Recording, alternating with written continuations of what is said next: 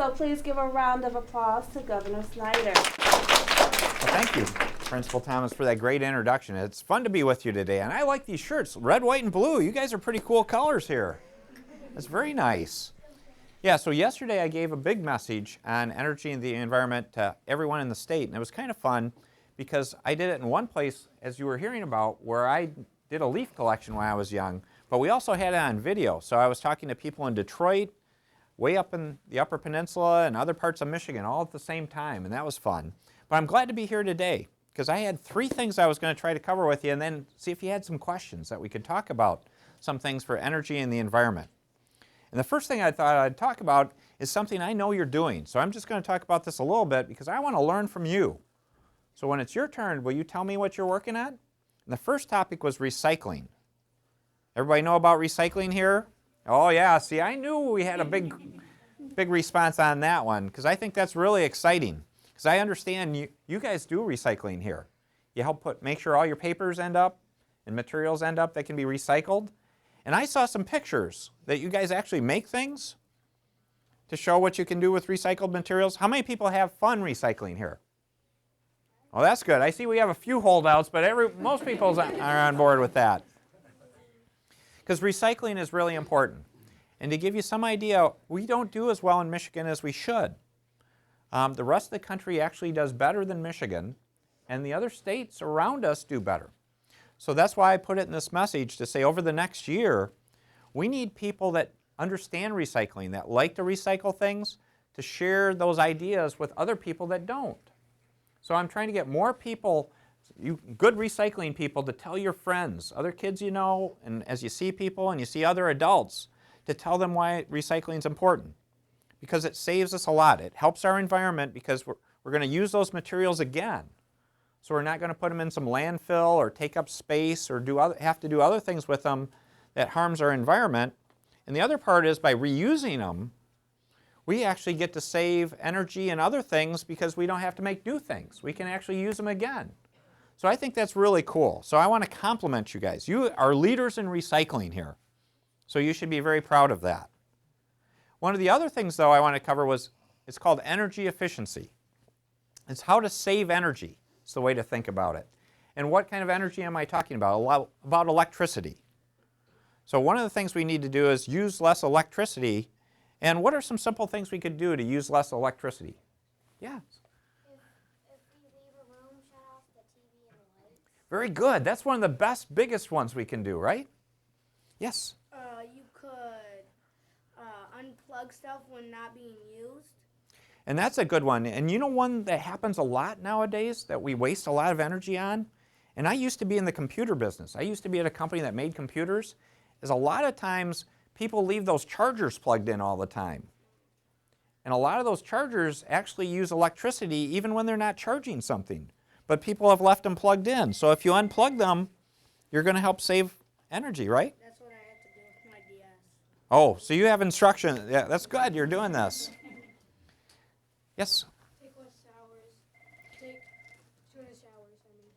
No, that's good because, again, it's not just the electricity you see up here because you have a hot water heater that heats that water. And you're also helping with something else, not just on energy, but less water usage is a good thing because water is very precious, right? And we need to think about how we use water. How about one more? How about this young lady? Yeah? When you brush your teeth, instead of like my grandma usually just lets the water turn off, and I usually turn it off when I need to get my toothbrush wet, and then I turn it off because I don't want the water to run because it costs money to have water, and you should save it because it's really good. That's very good. Well, you guys have good ideas already. I hope your parents are following all these. Do you share these ideas with your folks? I do.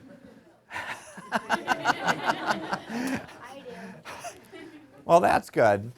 Well, a couple others I would mention to you to think about, and because this is changing over now, and you might notice it, is actually the kind of light bulbs people use nowadays, like in lamps and different things, that there are much better kind of light bulbs you can use today that may cost more right now, but they use a lot less energy. So that's something that's a good question to have because you need to look at it to see whether it makes sense. And this time of year when it gets cold, about your heat.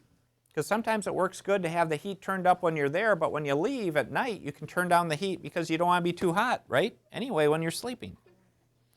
Well, let me switch topics because then I want to get to your questions. This was an interesting one. Everybody was trying to guess what these fish were. They're Asian carp. And they're big, aren't they? And I think we have a real short video we can show to show you about Asian carp. Because to be open with you, this is not a good fish. And that's one of the challenges we have with our environment. Because how many people here like to eat salmon or trout? Have you ever had salmon or trout? Because one of the places you get salmon and trout from can be the Great Lakes. How many people know here about the Great Lakes? Lake Michigan, Lake Huron, all those? Oh yeah, we got everybody on board with that one. Okay, because they're very important, right? All the Great Lakes, and we get those great fish from there. And the issue is these kind of fish are a threat to make the salmon and trout go away. So we're going to show you a quick tape to show you what these fish can do. They're kind of crazy fish.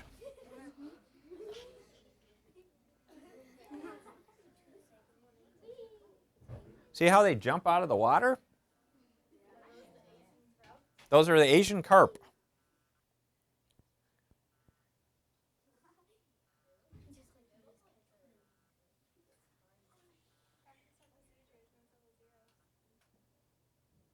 And see, it jumped right in the boat.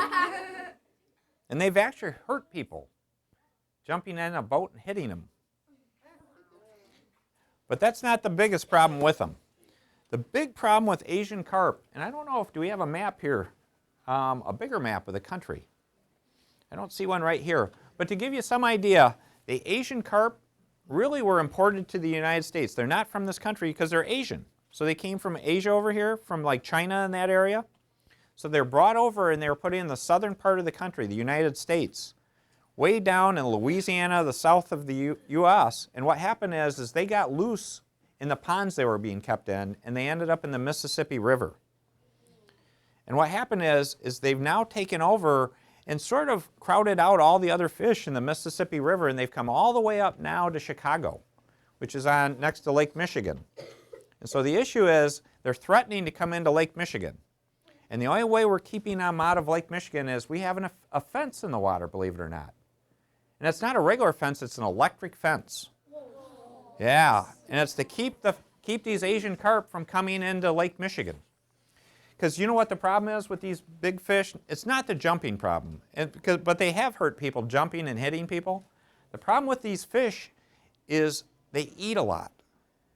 And what would happen is, and they don't have any other fish to deal with them because they're not from this country, predators or other things to keep them in control. So if they got in Lake Michigan, what they would do is eat all the food for the other fish. The salmon and trout that we have in Lake Michigan. And so what could happen is they could come in, they'll eat all the food, they'll take all the food away from the other fish and cause like salmon and trout to disappear. And that would be a really bad thing. And so that's why it's important that we teach all of us about the need to be more thoughtful about helping strange animals and plants from coming into our state. And that's one of the big challenges we have. This is just the biggest illustration. This is probably the scariest one. So we're working hard to do more than just an electric fence to keep them out of Lake Michigan. So we're working harder than that, but I thought it was important you understand that some of the challenges. We actually have plants too that we have to deal with, that we're trying to keep out of our state waters. Because there are plants that will come, and again, they'll grow and take over a whole lake or a whole environment and crowd out everything else and make it so the lake may not be usable anymore. So we need to think about that. So it's one of those things. How many people have a boat in your family?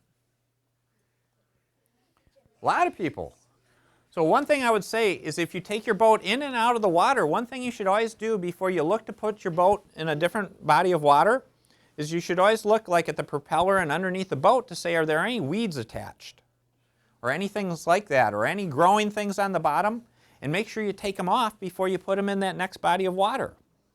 Because that's how this gets transmitted from place to place in terms of those plants and other devices, is they get loose then in that body of water and can take the whole thing over and ruin it for all of us.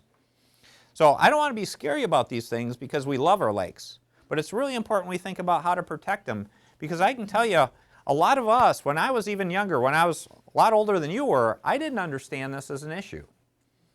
So a lot of it is to have us understand how to do these things better. And one last one I'll share with you, because I see we have the map here, and then I'll get some more questions from you guys, is see this nice big map of Michigan? One fun thing we're working on is to do a trail, a really long trail. We're talking about starting a trail. This is right here in Detroit, next to Canada. And can we create a whole trail to go all the way up through the lower peninsula, across the bridge, all the way to Wisconsin, and create one giant trail? How'd you like to walk that one? So we're actually in the process of becoming, we're one of the biggest states in the country for having trails for you to go hiking on, biking, snowmobiling, all those great things. We actually have trails already that go several hundred miles. But one of the things is we want to create a whole network of trails so you can go enjoy the outdoors more. So that's one of our fun projects. So we have very tough projects like these ugly fish, and we have more fun projects like doing trails all through Michigan. Well, I really appreciate the chance to come talk to you. Hopefully it's been fun for you. I really appreciate it because it's a chance for us to learn together. Because if you think about it, our environment's really important. And using energy better is part of having a great environment. So this is going to make for a better world for you guys and for all of us. So thanks. And it was really fun to come see you. I wish I could stay longer. Thank you. Thank you.